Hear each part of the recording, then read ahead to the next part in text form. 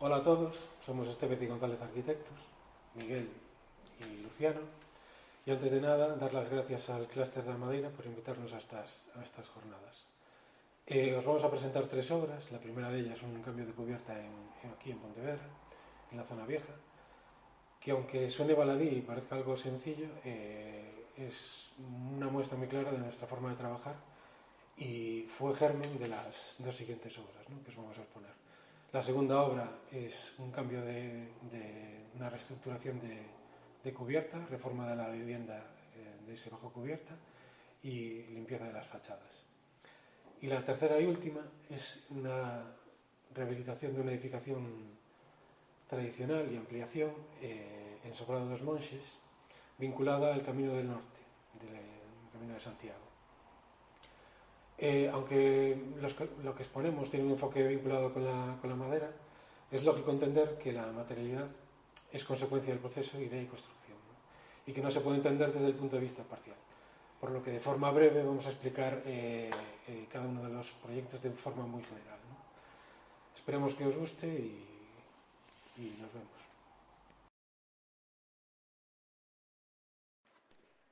Esta obra fue de las primeras, donde casi el único material protagonista es la madera. Le tenemos un gran cariño porque consideramos que aprendimos mucho de este material.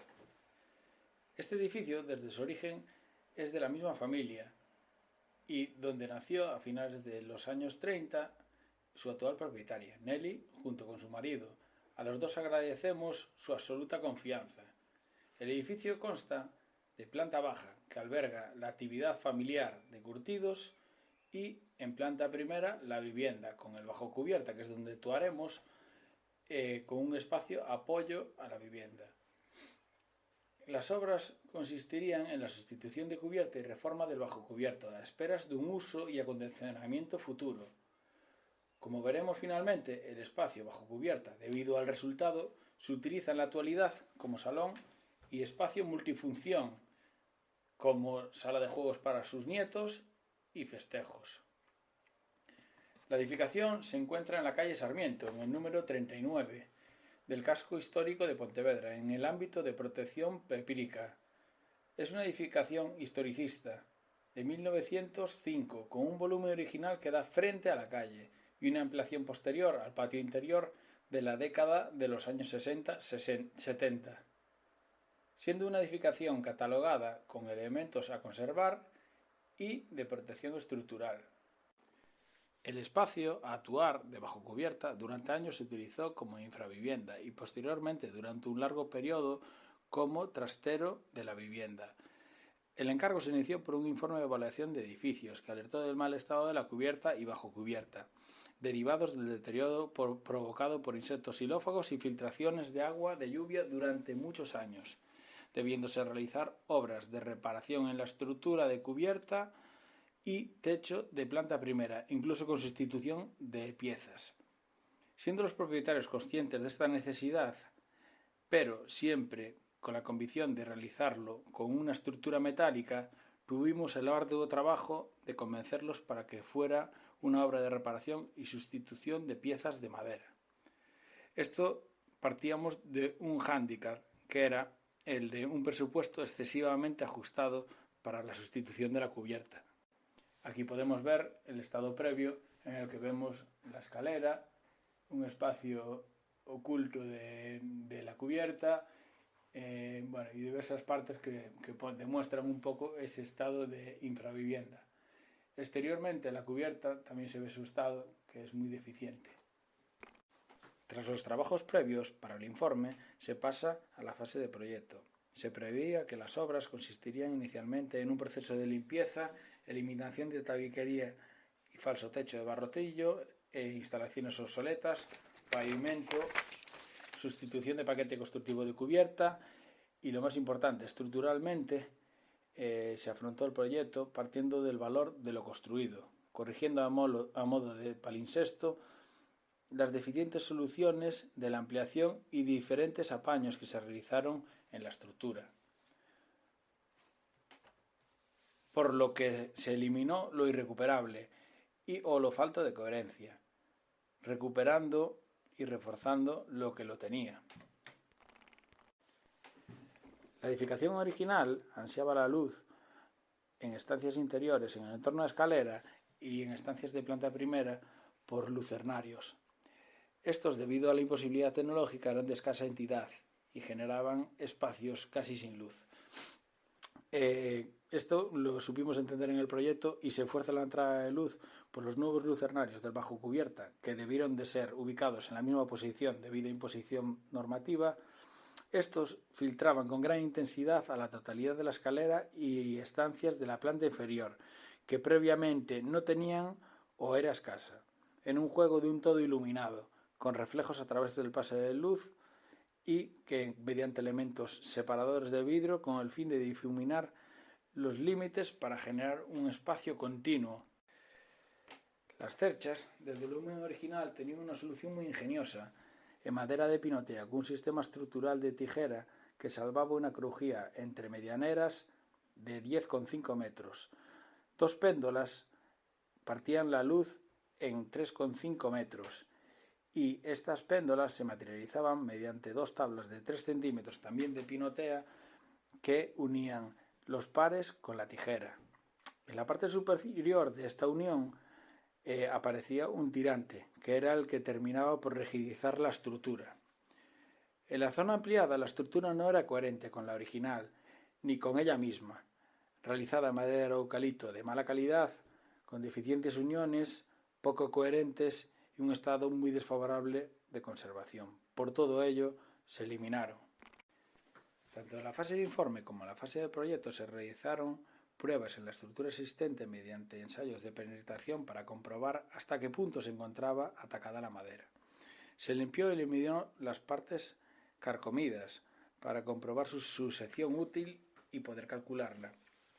Se comprobó muy gratamente que tras esa limpieza la sección que se eliminaba era muy poca y que el estado de la madera tras esta eliminación era semejante a la original. En la estructura original, en mejor estado de conservación, se propuso el refuerzo de los puntos débiles, en las articulaciones que se pueden ver en las tijeras en su zona superior y también en el encuentro de las péndolas con el tirante inferior. Estas se proponían con madera de pinotea recuperada y aserrada de las piezas irrecuperables debido a su clase resistente D30 y debido a que los tirafondos generarían una resistencia a tracción paralela que otro tipo de madera como el pino laminado del resto de piezas sustituidas no resistiría. Para las zonas sustituidas, tanto de pontones, correas de cubierta y las cerchas de la zona de la ampliación de los años 60-70, se proponía unas vigas laminadas de pino pinaster GL24, con péndolas también extraídas de ese pinotea que comentábamos antes que habría que comprobarlo en taller. Esta cercha es también del volumen original, pero habían concretamente dos que en el faldón oeste tenían la misma pieza mal. Estas piezas eran las que preveíamos en proyecto que íbamos a utilizar para generar el resto de piezas de refuerzo y de péndolas. Ahora en esta que vemos en pantalla sería de la zona ampliada totalmente, la madera que se pone es nueva, con madera laminada. Y las péndolas son las que habíamos hablado, que estaríamos de pinotea de las piezas que enseñamos en el pórtico anterior. Aquí vemos un poco el resultado que se quería alcanzar en proyecto. En fase de obra y debido a una problemática de inspección inicial, no pudiendo inspeccionar algunos de los espacios ya que estos eran ocultos, aparecieron una serie de imprevistos. Y tal y como algunas vez tenemos escuchado a Manolo Gallego, los problemas son argumentos y como tal procedimos a intentar mejorar la obra. Dichos imprevistos no fuimos capaces de percibirlos en las inspecciones, debido a que, sorprendentemente, no se manifestaban en daños. El primer imprevisto, y tal vez un poco intuido, es que aquellas piezas de pinotea no eran las suficientes como para generar todos esos refuerzos y péndolas que prevíamos. Entonces consideramos y tras hablarlo con el calculista, que una madera similar, debido a no poder encontrar pinotea a día de hoy, sería una madera de castaño, que fue la que realizamos en estos refuerzos y péndolas, que sería bastante asimilable con el funcionamiento de un D30. El segundo imprevisto fue el descubrimiento de la eliminación de considerables péndolas. Algunas ya lo sabíamos, pero este número era mucho más elevado. Durante la inspección no se pudieron comprobar debido a que estaban embebidos en tabiques o espacios inaccesibles. Fueron eliminados ya que funcionalmente en aquellos espacios tan pequeños a veces estorbaban, o incluso en la ejecución de diferentes apaños. Por fortuna las cosas no se suelen caer debido a que trabajan solidariamente. Como vemos, en la zona de la ampliación las péndolas también faltaban y las que había eran de escasa calidad. El tercer imprevisto fue el descubrimiento de que todas las cabezas de los tirantes inferiores y par en su unión estaban agotados, debido a la exposición prolongada de agua de lluvia por filtraciones en la medianera del lindero este, siendo la más expuesta y con un edificio más elevado que las transmitía. Sorprendentemente, y sin daños derivados perceptibles en todo este proceso previo, todas las cerchas carecían de apoyo contra este lindero. Estaba trabajando, como comentábamos antes, solidariamente con los tabiques y con el resto de la estructura.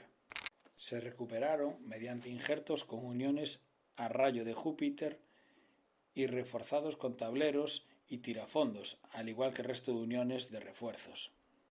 Como vemos en las imágenes, fue un momento muy emocionante de la obra. Debido a esta reparación, se tuvieron que hacer grandes aperturas en las divisiones, en el entorno de la escalera, de planta primera, y las estancias linderas. Por ello, aquella idea de proyecto de ampliar y forzar la entrada de luz se veía enormemente ampliada. Otra de las acciones que se hicieron a partir de este imprevisto fue eliminar absolutamente todos los trasdosados, que su dueña, Nelly, recordaba que su padre, alrededor de los años 50, había colocado para intentar esconder el problema.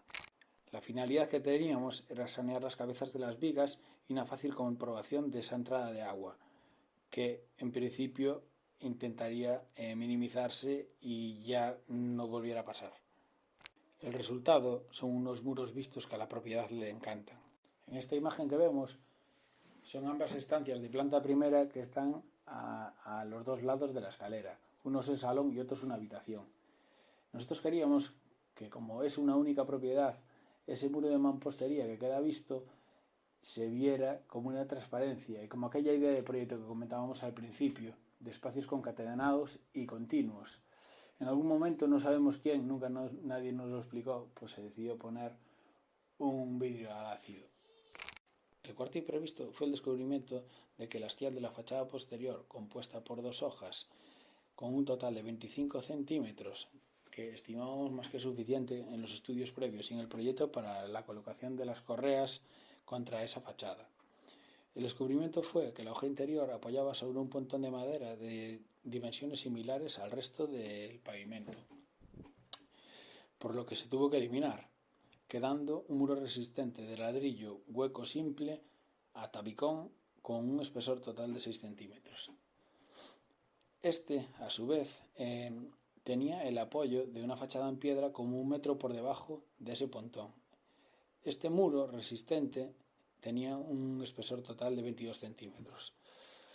Deberíamos de partir de ahí para hacer el aumento del espesor del muro. Tras investigar diferentes soluciones y hablarlo muchas veces con nuestro calculista, este aumento de espesor y rigidez se consiguió a partir de conectar la hoja exterior mediante conectores a 3 mallas de mallazo, y mediante un sistema de bonitado de mortero pudimos rigidizar y aumentar el espesor. Esto es una solución no muy usual. Una vez solventada todos estos imprevistos, sobre la estructura recuperada o colocada nuevamente, se colocaron los pontones de forjado y las correas de cubierta. Se colocó un conformado de tablero estructural OSB en cubierta con veladura blanca, aislamiento térmico y placa ondulada de fibrocemento bajo la teja.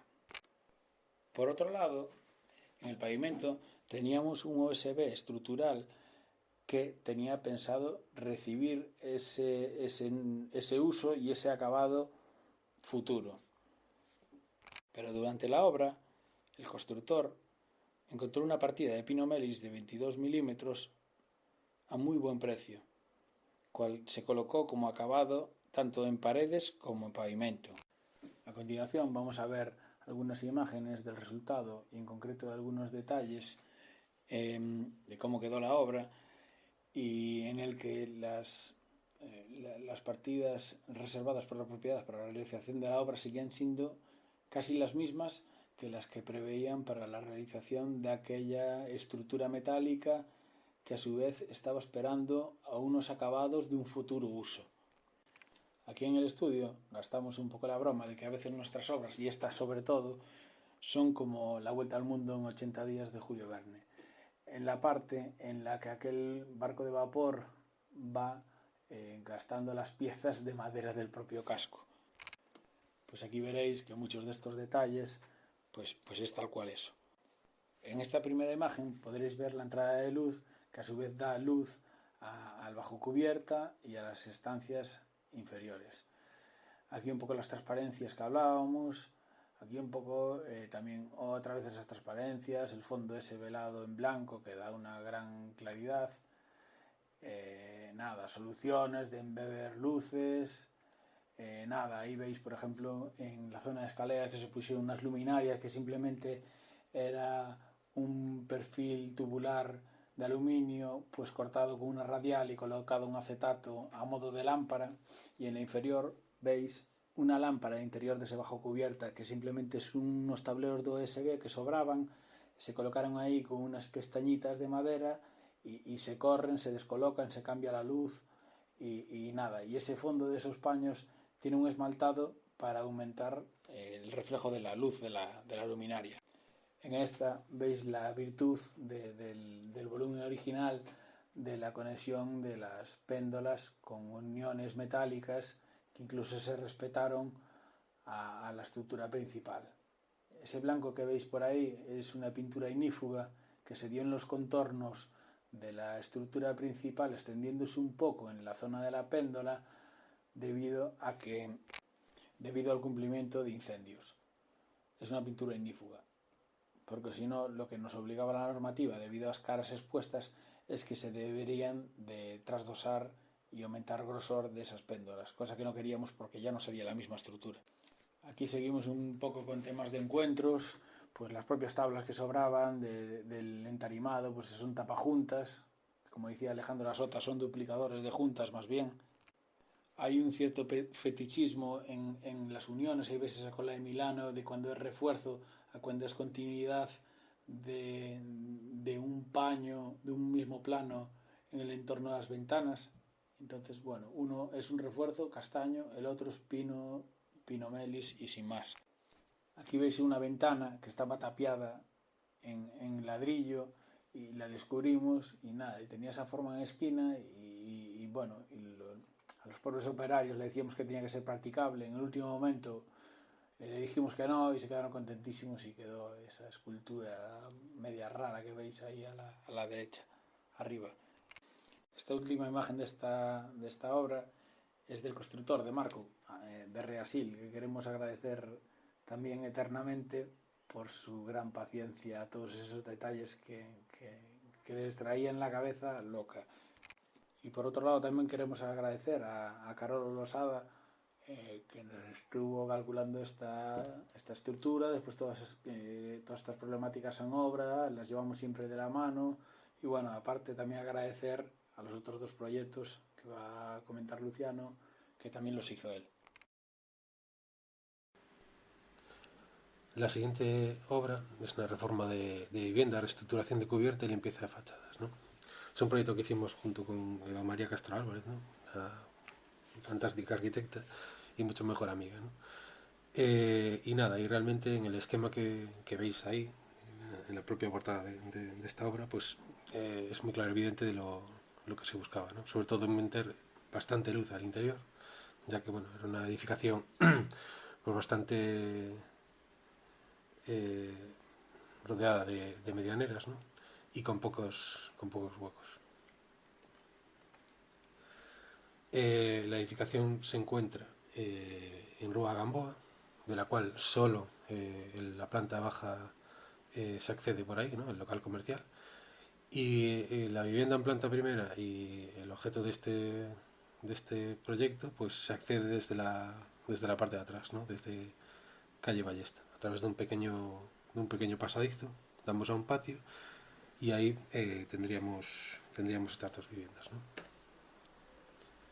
Aquí un poco se ve a la izquierda el alzado desde calle Gamboa, en el que solo se encuentra el bajo comercial, y a la derecha, pues flanqueado por esos dos muros, el acceso desde calle Ballesta hacia el patio, ¿no? La normativa nos permitía aumentar una altura más, pero bueno, teníamos este edificio en la parte posterior del medianero que volcaba con unas galerías hacia nuestra edificación, y entraríamos en un conflicto un poco complicado, ¿no? Entonces decidimos mantener la altura que tenemos del espacio bajo cubierta y trabajar con ello.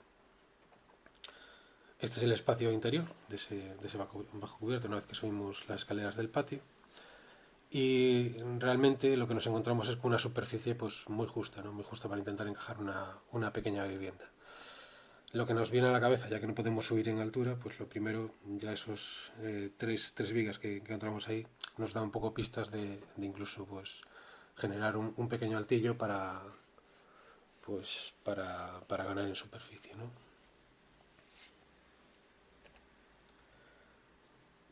El bajo cubierta pues tenía un volumen que daba hacia el patio, que era un antiguo aseo, un volumen independiente, que bueno, aquí toda superficie que se pueda sumar, bienvenida sea. Y está un poco las plantas del estado actual, ¿no? Pues desde calle Ballesta, esas escaleras de bajada en las que encontramos esta zona de patio para acceder a la vivienda en planta primera, y las escaleras que nos dan servicio para nuestro proyecto, ¿no? El volumen del baño y, bueno, lo dicho, al final todo flanqueado por edificaciones, y como fachadas reales pues tenemos la que da a calle Gamboa y la que da a nuestro propio patio, ¿no? Pues la cubierta, ¿no? La forma de la edificación trapezoidal, ¿no? Que complicaba un poco la geometría, ¿no? Ya que pues, la cumbrera se generaba inclinada, pues bueno, un poco todas estas cosas para ir teniendo en cuenta. Los alzados, sin más, ¿no? Un poco para tener la referencia de los huecos que teníamos. Bueno, aquí las secciones del estado actual, ¿no? Que aunque tenemos poca superficie, es cierto que bueno, tenemos una sobrealtura en la que podemos llegar a encajar ese altillo, pero siempre partiendo de la idea de la mínima altura que necesitemos abajo, o sea, que nos permitan abajo realmente, y a partir de ahí la posición del altillo, ¿no? Para intentar no aumentar en altura lo que es la cubierta. Aún así, por necesidad, o sea, al generar esa altura mínima abajo y la que necesitamos en el altillo, para por lo menos encajar un dormitorio en ese altillo, necesitamos más altura puntualmente, ¿no?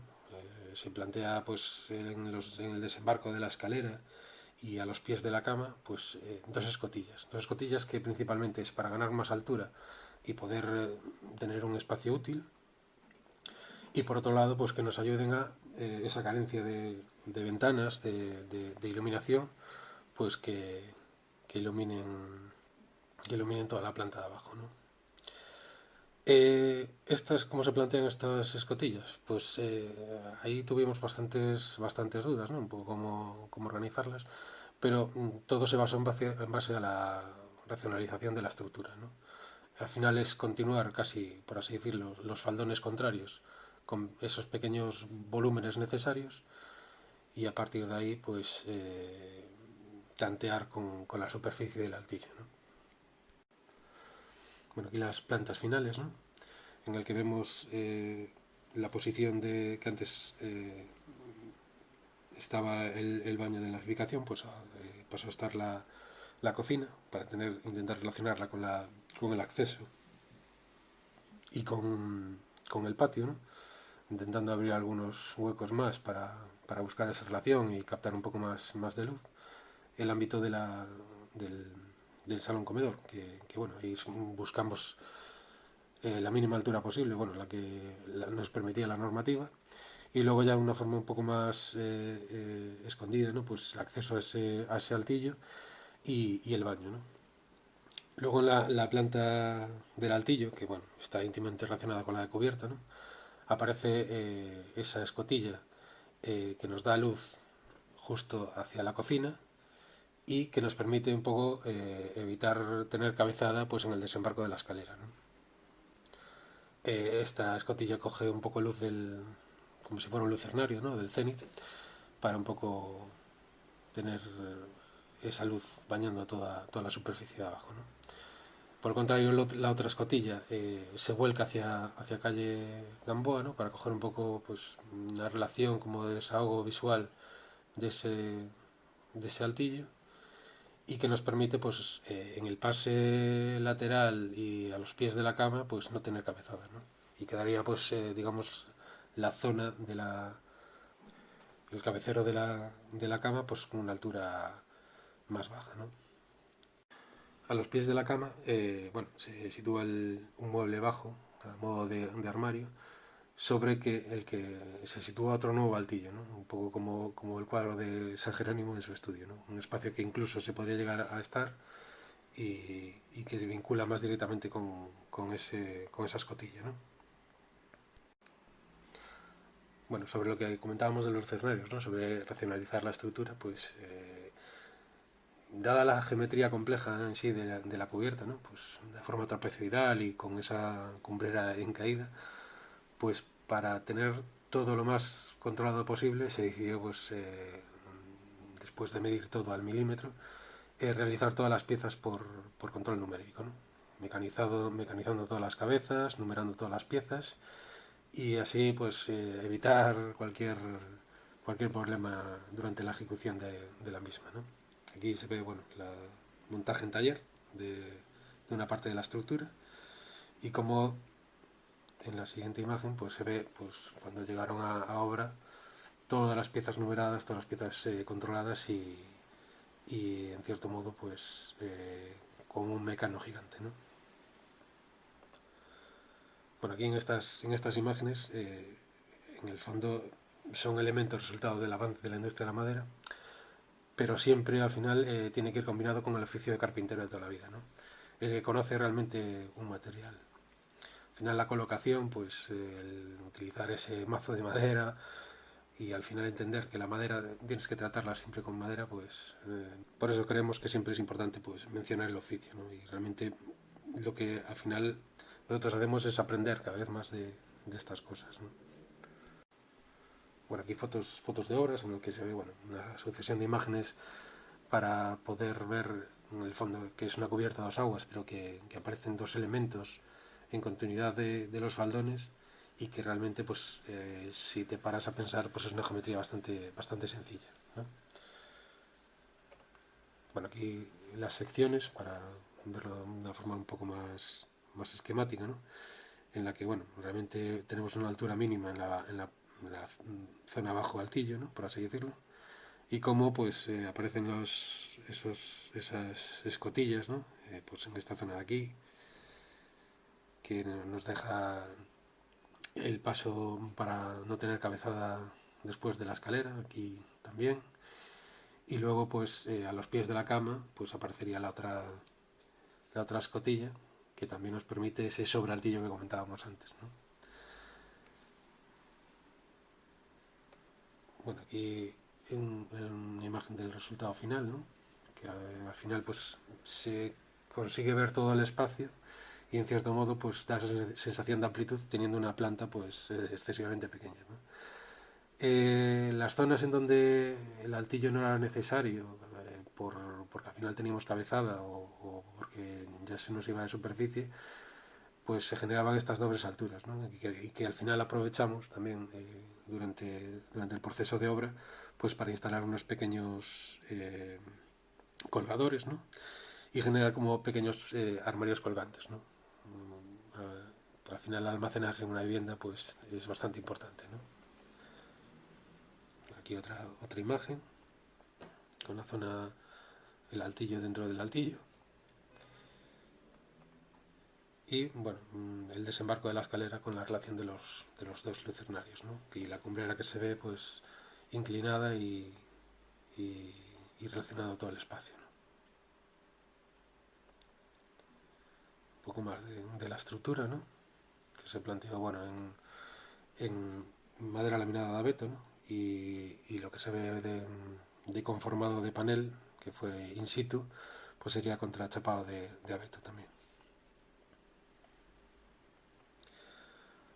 Esas dobles alturas pues generan pues relaciones, ¿no? Por ejemplo, el desembarco de la habitación, de esa zona privada, pues tenemos una vista que nos relaciona con el ámbito de la cocina, a la vez el baño, que también pues generamos ese pequeño lucernario para que también fuera un captador de luz. Y este es un poco el resultado final pues desde el exterior, ¿no? Al final una cierta limpieza y luego también pues invadimos un poco el patio interior para decentarlo, ¿no? Y bueno, pasamos a la siguiente. La tercera y última obra consiste en el encargo por parte de un amigo de toda la vida de ambos para ver la posibilidad de realizar una pensión vinculada al peregrino en una parcela familiar. Con una superficie de hectárea y media más o menos, situada a las afueras del núcleo tradicional de Madelos, en Sobrado dos Monxes, y limítrofe con el concello de Boimorto. El camino del norte se sitúa a unos 150 metros de la parcela al norte, y la propia parcela alberga una casa labrega en ruinas del siglo XVIII, una base de un hórreo hoy desaparecido y un canal que abastecía un molino cercano. En la década de los años 70 deciden construir una nueva vivienda, a apenas 50 metros, dejando la casa tradicional para cortes de animales.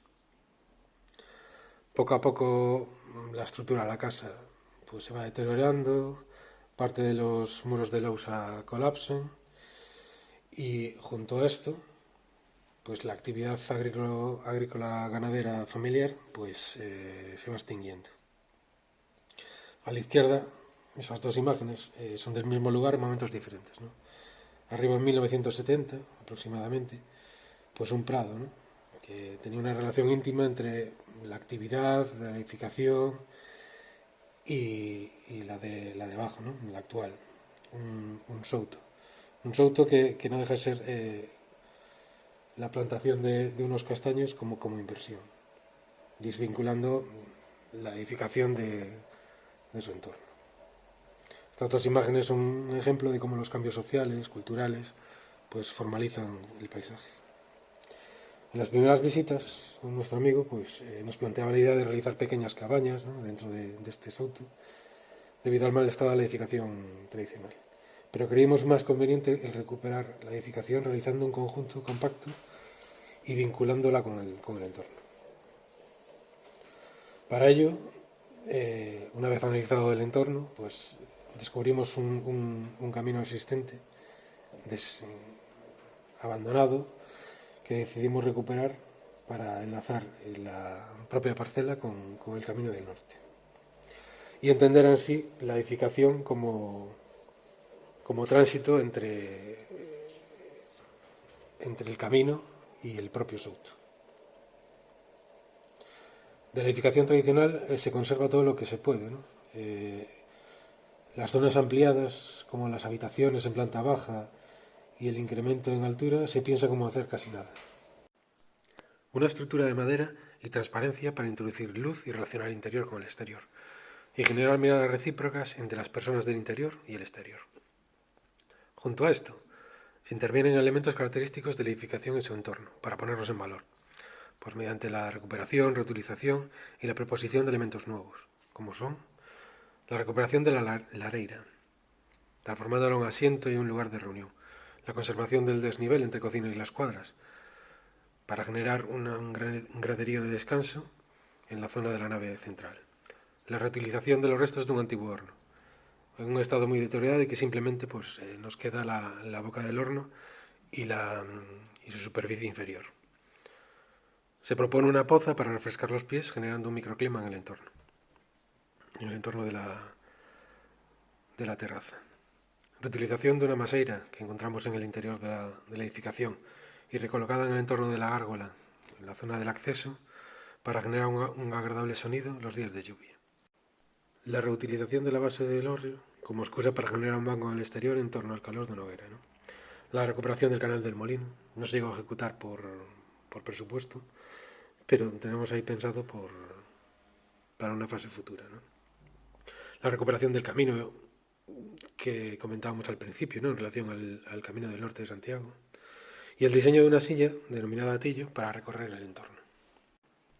En sección, esa transparencia permite una ventilación cruzada, que junto con la estructura de soporte para albergar una parra, permite mantener un control de la temperatura en el interior de forma pasiva. En planta baja, el camino se marca en el pavimento interior, en la búsqueda del claro del bosque, atravesando la estancia diáfana central, la cual distribuye el programa de necesidades de la edificación. En planta primera, un corredor común, en el entorno de la superficie cristalada volcada a la terraza, distribuye las habitaciones. Aquí las secciones, en el que se ve un poco la altura de la edificación tradicional y la parte ampliada, tanto las habitaciones como el volumen en altura, ¿no? Y como, pues, conforme se eleva, pues se busca esa permeabilidad y la luz. Aquí una imagen de la obra empezada, ¿no? Con el muro sureste que se encontraba en un estado de ruina total y en algunas zonas pues pequeños desprendimientos, ¿no? Al fondo se ven las vigas originales que se pudieron recuperar y se utilizaron como estructura de apoyo a un altillo en la zona de la cocina. El resto de estos elementos, tanto de dinteles y jambas, pues se utilizaron para la urbanización, ¿no? Se reutilizaron de una forma que, pues, para contener ciertos bancales, ciertos límites de zonas de aparcamiento.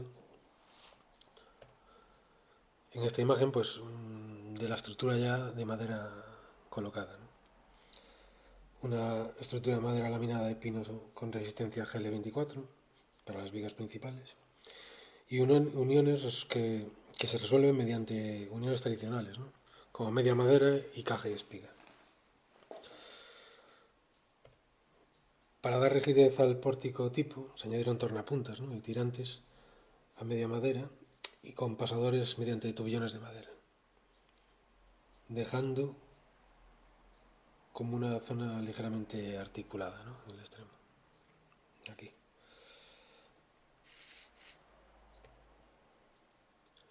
Sobre este orden principal se planteó una estructura tradicional de pontones y correas, pero ante el cálculo, y aquí tenemos que agradecer también otra vez a Carol Losada su colaboración, la resistencia al fuego nos penalizaba debido a la sección eficaz necesaria tras la carbonización después de un posible incendio, ¿no?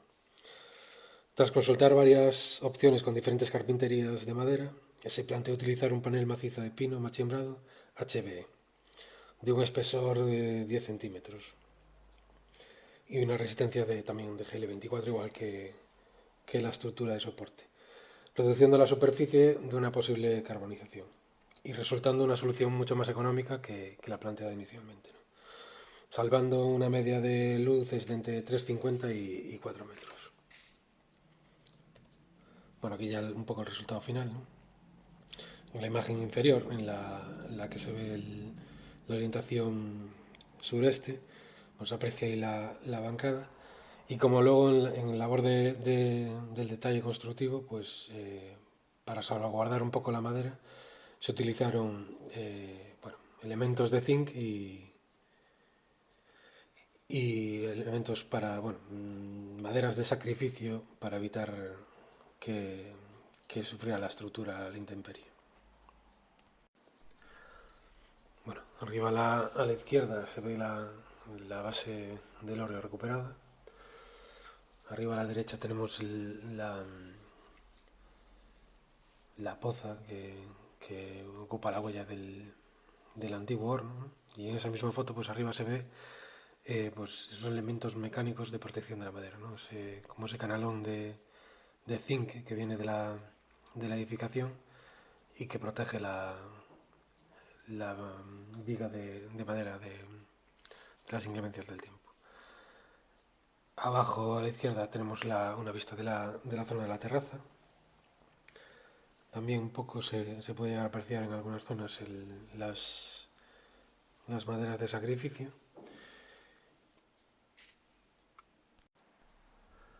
En estas otras imágenes, ¿no? Arriba a la izquierda, la salida desde la nave central hacia el claro del bosque, en el que pues llega la estructura de paneles macizos y un poco como respeto a la edificación tradicional, pues se resuelve mediante apoyos puntuales, generando entradas de luz, pero resolviendo también el problema del agua, ¿no? Para evitar que esos apoyos de madera pues sufran, pues se le hace como un encamisado de zinc. A la derecha la zona de la terraza, en que en algunas zonas se puede apreciar las maderas de sacrificio, las protecciones en zinc.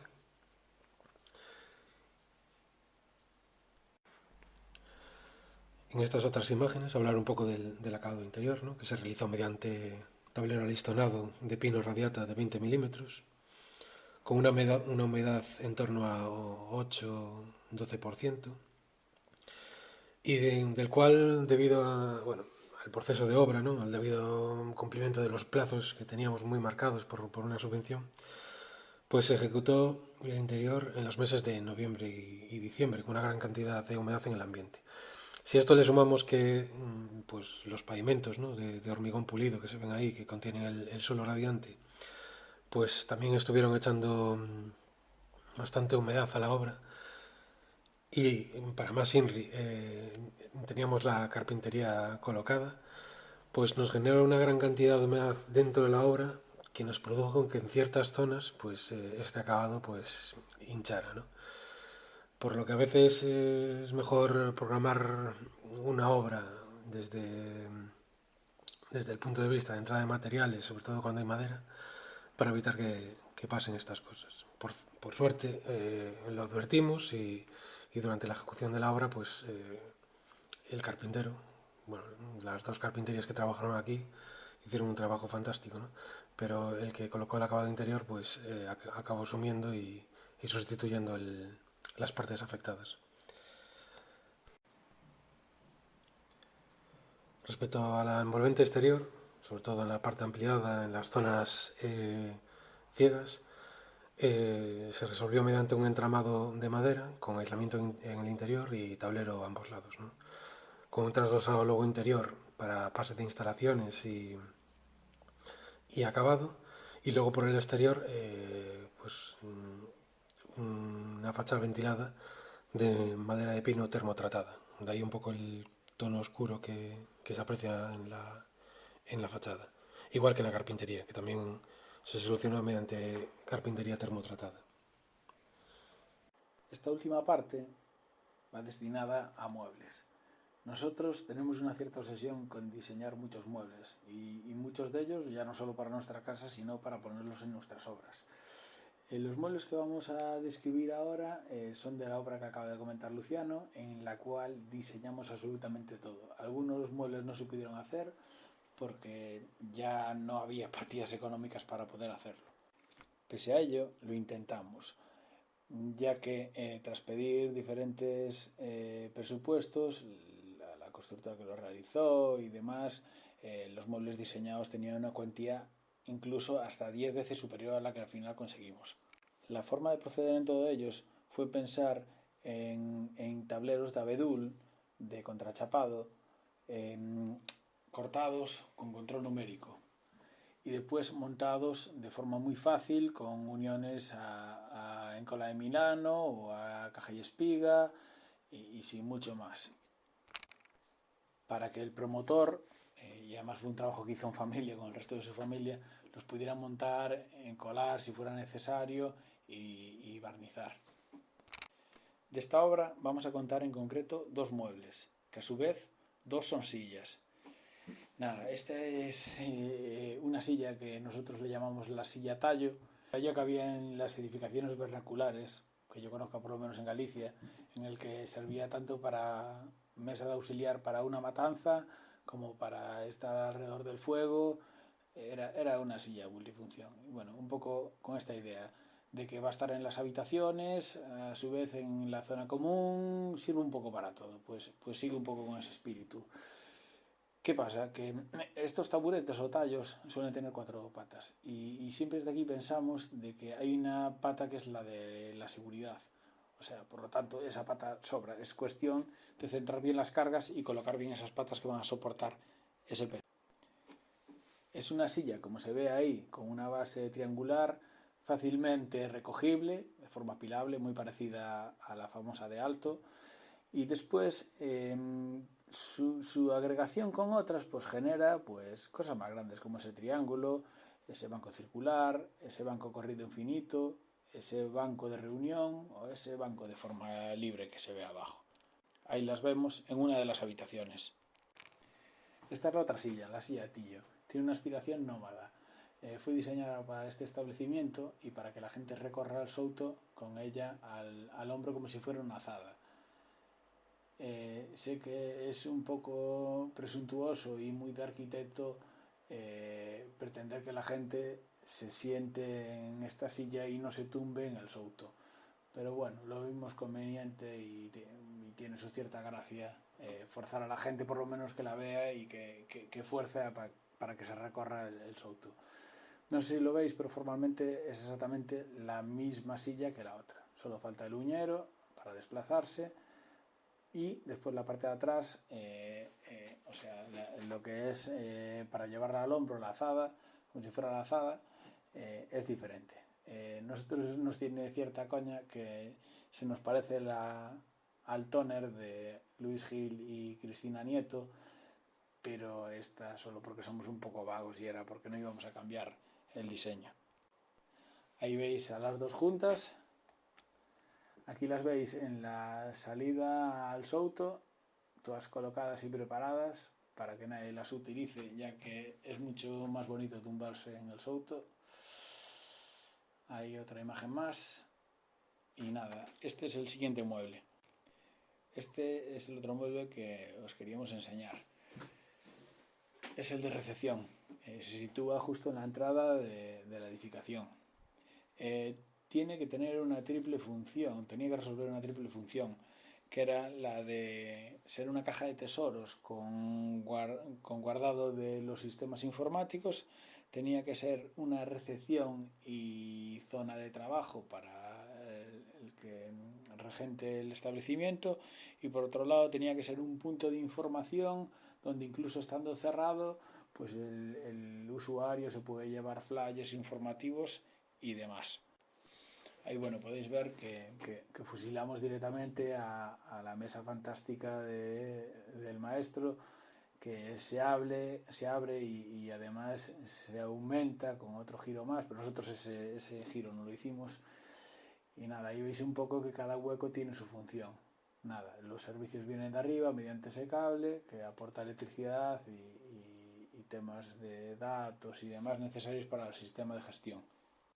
Las uniones, como el resto de muebles que propusimos para aquí, nada, son tradicionales, son uniones a caja y espiga, pues también con la de Milano. Bueno, y al fondo podéis ver también diseñamos las mesas, que es lo mismo que la silla tallo, pero en grande y con unas piecitas que las anclan unas a la otra según las formas que queramos conseguir. Nada, ahí vais a ver cómo se abre así. Bueno, gracias a Héctor por esas fantásticas fotos. Ahí lo tenéis abierto, ahí baja la mesa con los aparatos informáticos. Todo ello se cierra con herrajes y con el pase de un candado, exactamente como también cierran las literas de la planta superior. Como conclusiones, podemos afirmar que la madera tiene muchas virtudes. Para nosotros las siguientes, entre otras: calidez táctil y visual, aislante térmico que te hace olvidar el puente térmico que tantas puñetas hace. Lo que consigues son unas soluciones constructivas muy sencillas y muy sinceras. No se puede golpear con otro material, solo con el mismo, de ahí los mazos de madera. Eso dice mucho de este material. Tiene una gran variedad de densidad, dureza y apariencia. Un ejemplo de ello es que en la obra de Sarmiento, que explicábamos antes, en las vigas de pinotea a reparar, se hacían perforaciones para colocar los tirafondos en los refuerzos. En las constantes visitas de obra nos transmitían los operarios de que no eran capaces de conseguir la ansiada penetración debido a que las brocas se les fundían. Nosotros, en plan coña, entre nosotros decíamos que no daban ganado para brocas. Nada, pues ¿quién diría que la madera es más fuerte que el metal? No. Permite uniones muy sutiles y con cierto fetichismo que te pueden llevar hasta la obsesión. Todos esos muebles que veíais antes, pues es un trabajo de muchísimas horas y de idas y venidas, uniones, cómo no utilizar anclajes metálicos. Puede ser algo bastante obsesivo, que de hecho genera un oficio de transmisión milenaria, cosa que no con todos los oficios pasa. Es un material con un cierto carácter ambivalente en el sentido de que mal pensado puede ser un demonio, pero todo lo contrario y llegará a conseguir unas obras que son verdaderos ángeles. Después, la de siempre y no menos importante, es que es un material sostenible. Si se pone en la balanza los pros y contras a lo largo de un proceso creativo de investigación e intuición con otros materiales y soluciones con el fin de conseguir una buena obra de arquitectura, podemos decir y afirmar que sí toca, que es el título de esta charla, y en nuestro caso la mayoría de las veces sí que toca. Nada, desde aquí agradecer al clúster esta oportunidad de expresar nuestro trabajo y dar las gracias a la gente que os acabáis de tragar todo este tostón. Muchas gracias.